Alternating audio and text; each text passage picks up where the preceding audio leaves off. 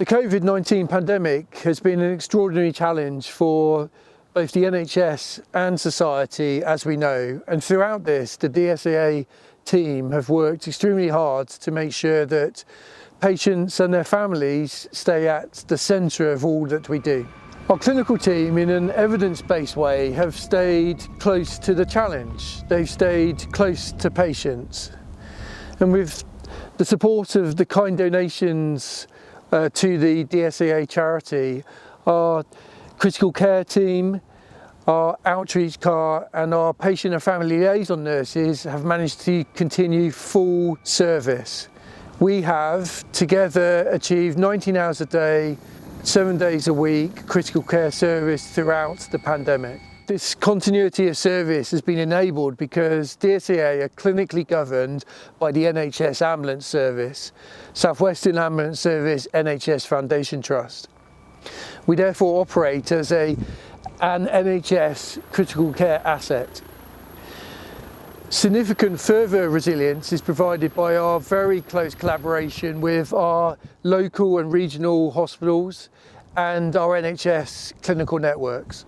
In order to be able to continue both accessing and carrying patients throughout the COVID-19 pandemic, we worked extremely closely with Public Health England and our aviation provider, Specialist Aviation Services, to find a pragmatic solution to make sure that both our patients, our clinical team and our pilots were safe.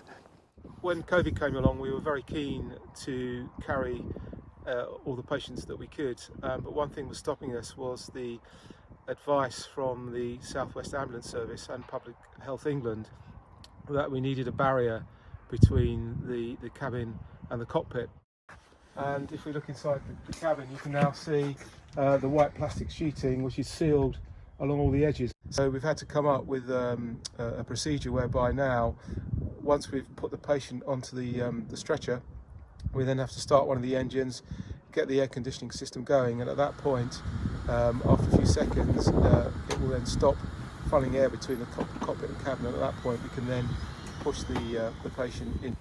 Because of the measures we've introduced, then we're one of the first to do that in the southwest. So that's been good to maintain our service. Part of that was the barrier we installed, but also obviously that we trialled various different types of mask in the front. So we had to trial those masks with our various microphones. But it's been quite fulfilling to know that we've been able to maintain that service throughout. Hello, my name's Paul Owen. I'm the Ops Officer with Dorset and Somerset Air Ambulance. During the pandemic, our activities at the airbase have changed. In addition to thorough cleaning and using PPE, we restricted the number of people visiting, but continued our regular governance and training activities online. For many of our critical care patients, we use level 3 PPE. This takes time to put on, can impede communication and feels very hot to wear, but we have managed to mitigate some of these issues. Our relationship with SWAST has enabled us to receive adequate supplies of PPE, ensuring that our staff and patients remain protected. So on the HEMS desk, we review and listen into the 999 calls being taken by our call takers, and we try to make a decision based on whether there's any enhanced or critical care need for that incident. So within the control room, we've obviously had social distance between ourselves and our colleagues. We've had screen partitions put up in place to assist with social distancing, which has impacted our communication between ourselves, our colleagues, but also the colleagues that are either in the aircraft or on the ground at incidents with all their PPE that they have to wear. The outreach car has operated throughout the whole of COVID-19. We're able to support our ambulance crews with ill and injured patients.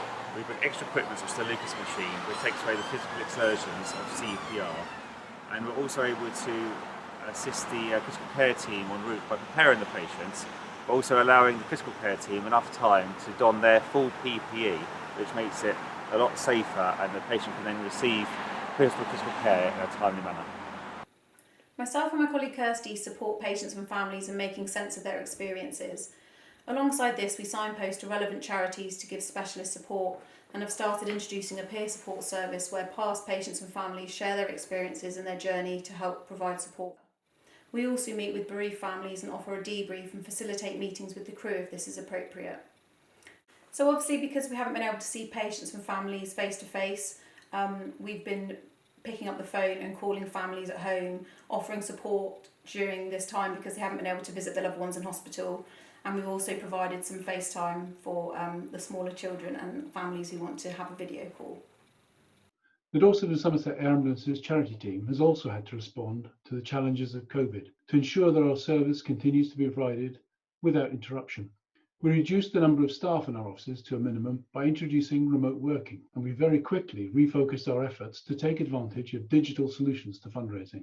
Planned fundraising events have either been postponed or adapted to be run online, and we've tried to apply the same level of innovation to fundraising as our crew has done in its care for patients.